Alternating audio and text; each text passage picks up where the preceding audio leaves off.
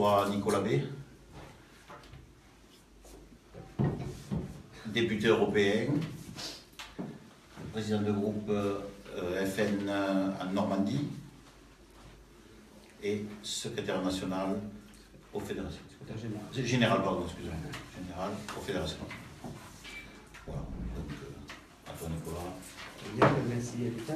Merci de votre présence, avec nos excuses pour ce petit retard. Donc nous étions rassemblés pour un grand liste conduite par Louis Alliot, au dernier régional, a rassemblé à quelques décimales près 40% des voix ici dans le département. Cette dynamique que connaît le département de l'Aude, elle est assez générale au niveau national. Et par conséquent, non seulement nous pensons que Marine Le Pen peut arriver en tête au soir du premier tour, mais que désormais nous sommes en situation de l'emporter au second tour. Alors, bien sûr, un certain nombre d'observateurs ou de sondeurs nous diront qu'elle est souvent donnée perdante au second tour.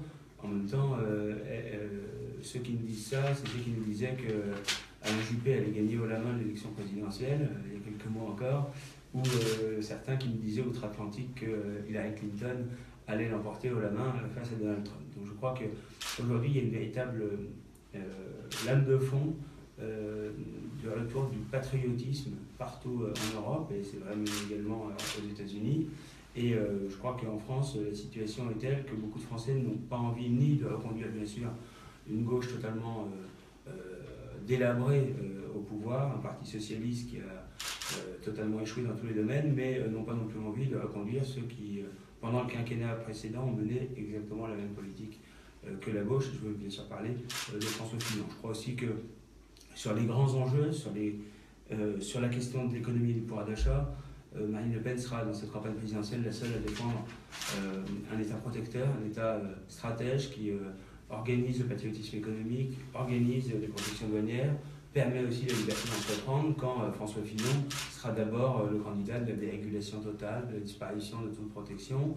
Je crois que sur les questions fondamentales, sur la question régalienne, sur la question de la sécurité, sur la question de l'immigration et sur les conséquences aussi de cette immigration massive qu'est notamment le communautarisme et l'islamisme, je crois qu'au-delà des discours et des postures, François Fillon n'aura aucune crédibilité quand on voit le bilan qu'il tient comme Premier ministre dans ce domaine, où il a finalement désarmé la France, effondré les moyens, les effectifs des forces de l'ordre et installé l'islamisme au cœur de la République, avec notamment l'UOIF dans le cadre du Conseil français du culte musulman. Donc sur ces grands sujets-là, qui seront sans doute les sujets sur lesquels les Français seront,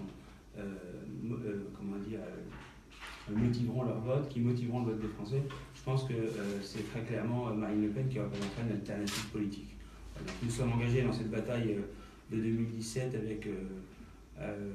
avec cet espoir-là, et dans la foulée, bien sûr, nous aurons bien sûr des candidats partout aux législatives, dans les 577 circonscriptions, dans les 3 circonscriptions de l'Aude. Les investitures officielles seront rendues publiques dans à peu près un mois, au début du mois de février exactement. Et bien sûr, nous nous appuierons largement sur ceux qui sont les animateurs du Front National dans le département, nos cadres, nos élus. Nous avons désormais un maillage solide ici dans l'autre manière, d'élus régionaux, d'élus municipaux qui donnent aussi la crédibilité aujourd'hui au Front National.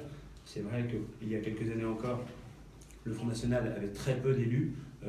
Cette situation est totalement révolue. Aujourd'hui, nous avons sur l'ensemble du territoire national 2000 élus locaux qui sont autant non seulement de relais de Marine Le Pen sur le terrain pour la présidentielle, mais qui sont aussi un gage de sérieux, d'ancrage territorial, notamment en vue de ces élections législatives qui suivront. Voilà, donc en résumé, ce que je voulais vous dire, c'est que nous sommes à la veille de ces 2 grandes échéances de 2017 confiants à la fois dans l'espoir que les Français placent dans la candidature de Marine Le Pen, et au travail pour assurer cette victoire à la présidentielle et transformer l'essai, puisqu'on est un peu dans un pays du rugby ici, aux législatives. Voilà, et puis bien sûr, je me tiens comme Christophe Barthez à votre disposition si vous avez des questions.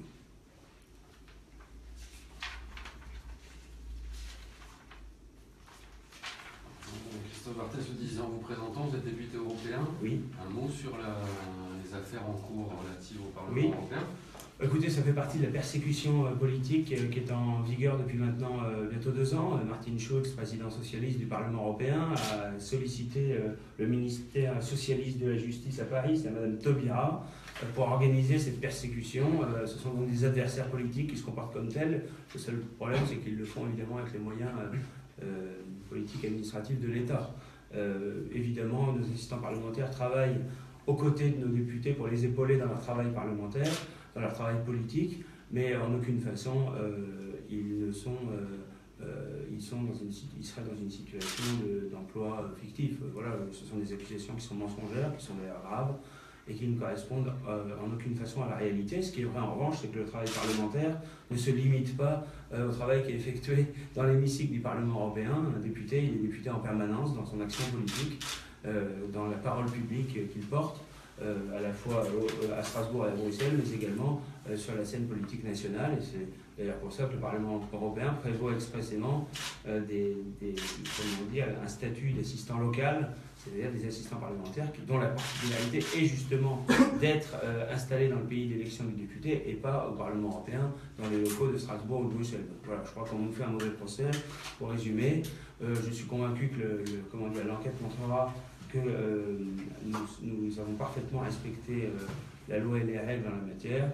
Et je crois, comme je ne crois pas au hasard, je pense qu'évidemment le fait que cette information judiciaire intervienne en plein lancement de la campagne présidentielle fait partie de ces petites manœuvres de nos adversaires pour essayer de nous affaiblir. Je crois en conclusion surtout que les Français sont très lucides sur l'utilisation qui peut être faite par la justice d'un parti socialiste totalement aux abois, qui aujourd'hui a comme principale question à se poser de savoir s'il passera ou pas la barre des 10% des voix à la présidentielle.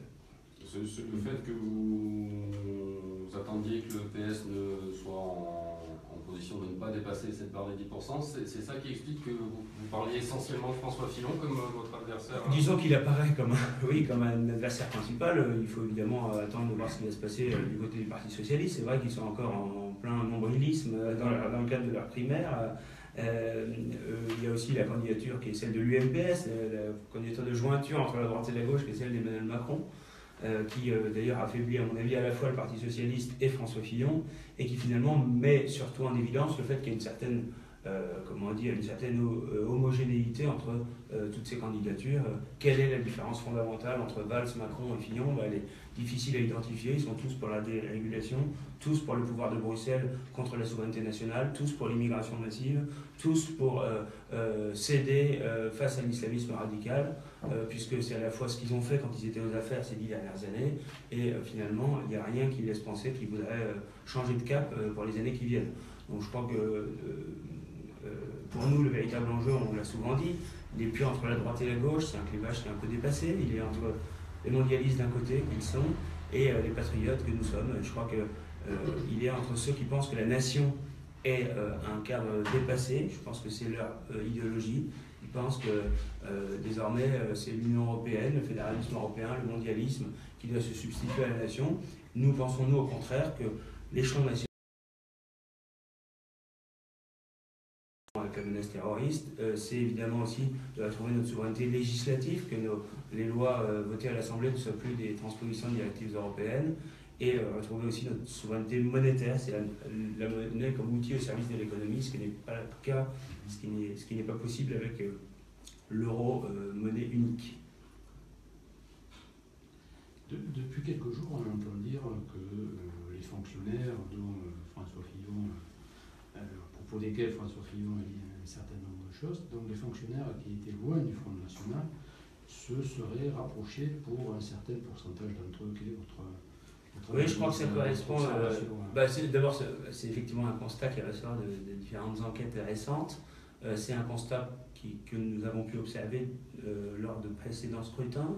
Des enquêtes analogues avaient mis en exergue ce phénomène lors des élections régionales, lors des élections départementales et même européennes de mémoire. Je crois qu'aujourd'hui, il y a beaucoup de fonctionnaires qui sont très profondément attachés à leur métier d'abord, à la notion de service public, à la notion de service de l'intérêt général qui est adossée à cette notion de service public et qui voit les pouvoirs publics de droite et de gauche se succéder et finalement anéantir progressivement ce qu'est ce service public et cette volonté d'assurer l'égalité républicaine. Parce que derrière la notion de service public, c'est finalement l'égalité républicaine que l'on veut faire vivre. Et je crois qu'aujourd'hui, ces fonctionnaires qui peut-être ont été longtemps dans l'orbite de la gauche, pour beaucoup d'entre eux, mais également dans électeurs de la droite, eh bien, ils se tournent vers nous parce que nous défendons cette égalité républicaine. Nous voulons établir des services publics partout pour veiller à ce que l'État assure l'intérêt général. Voilà, c'est vrai en matière d'aménagement du territoire. J'étais en tant que ça nous éloigne un peu de l'autre, mais j'étais avec Marine Le Pen hier après-midi dans ma région normande, dans un petit village qui s'appelle Les Couilles, où, voilà, qui est emblématique de ces secteurs de la France périphérique, de la France un peu des oubliés, où les services publics disparaissent. Bon, voilà, je crois qu'il y a un symbole fort. François Fillon, il était à Las Vegas, et Marine Le Pen, elle était dans ce petit village de France où les Français se sentent totalement abandonnés. Voilà, je crois que ça illustre aussi assez bien les idées qu'on défend. D'un côté, le mondialisme ultralibéral, même si nous soutenons l'innovation française, bien sûr, et de l'autre, Marine Le Pen qui s'occupe d'abord de tous les Français. Et c'était vrai même ces derniers mois, avec la primaire de la droite, qui consistait pour l'essentiel, pour les différents candidats, à s'adresser à leur clientèle électorale, un petit socle sociologique un peu étriqué, pendant que François Fillon, dont on disait qu'il a rassemblé très largement, il a mobilisé 60%, 65% même de 8% des Français, c'est-à-dire 5% des élus électoraux, eh bien, voilà, pendant ce temps-là, Marine Le Pen, elle s'adressait à nos compatriotes d'outre-mer qui, installés à 10 000 km de la métropole, ne sont pas pour autant oubliés par elle. Voilà. Donc je pense que c'est un message. Bon, pour revenir à ce que vous disiez, je crois que voilà, il y a dans la fonction publique, mais comme dans d'autres catégories, aujourd'hui une vraie prise de conscience de ce qu'il n'y a pas d'État qui joue à nouveau son rôle au service des Français, il n'y a pas de service public s'il n'y a plus de nation. Et finalement, ça revient aux questions qu'on évoquait tout à l'heure. Si on veut retrouver notre souveraineté nationale, c'est justement parce que nous croyons au rôle de la nation, et si la nation a un rôle, eh bien, ça passe notamment par ces services publics que la droite et la gauche se sont attachés à faire disparaître.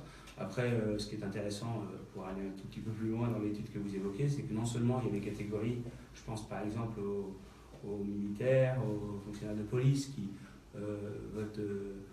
se tournent vers nous à plus de 50%, mais il y a également des catégories qui semblaient plus réticentes.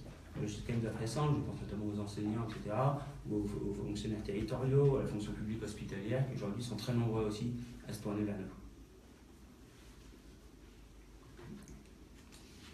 Une dernière question peut-être sur vous évoquez la potentielle victoire au second tour.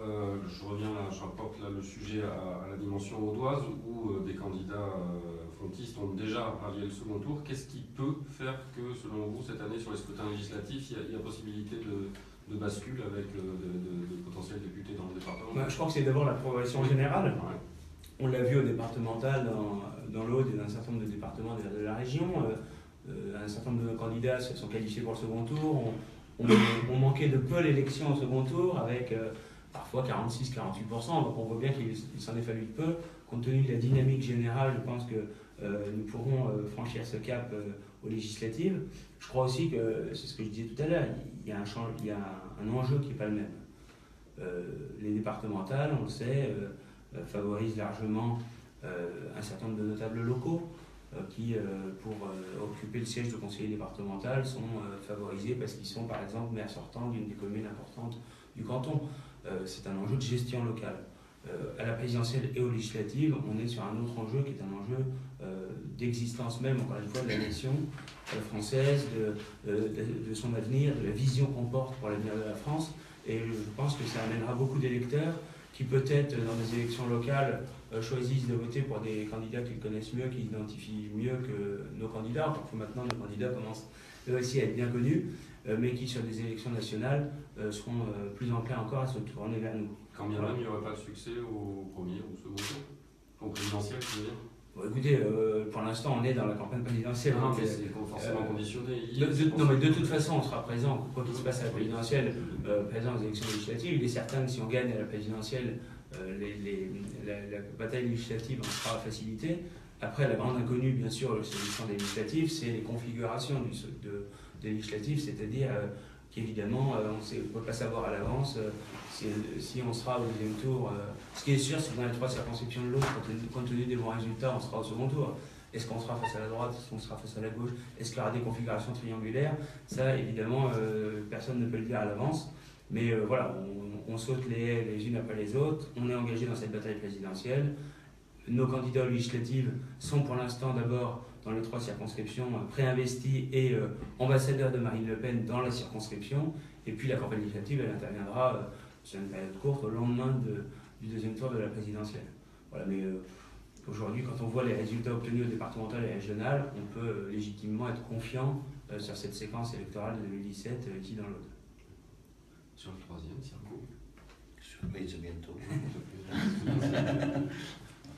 Non, Au niveau national, il y a 520 candidats qui ont été désignés, donc il y en a encore quelques dizaines, puisqu'il y a 577 circonscriptions qui seront désignées, et en effet, la 3e de l'Aude sera prochainement désignée en commission d'investiture. Ça va se régler, tu as dit? Bientôt.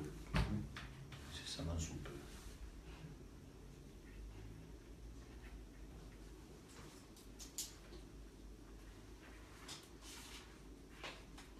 Bien.